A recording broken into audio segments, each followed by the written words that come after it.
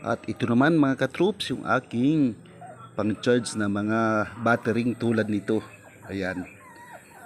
Ito po, ito ay kinuha ko sa mga nasirang power bank. Ayan.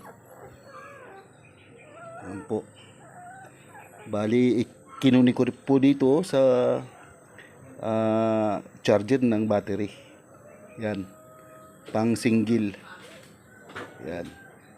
Nilagyan po ng dalawang wire, negative positive.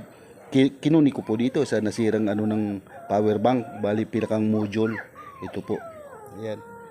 Diyan ko po charge yung battery kong ginagamit para dun sa aking Razor.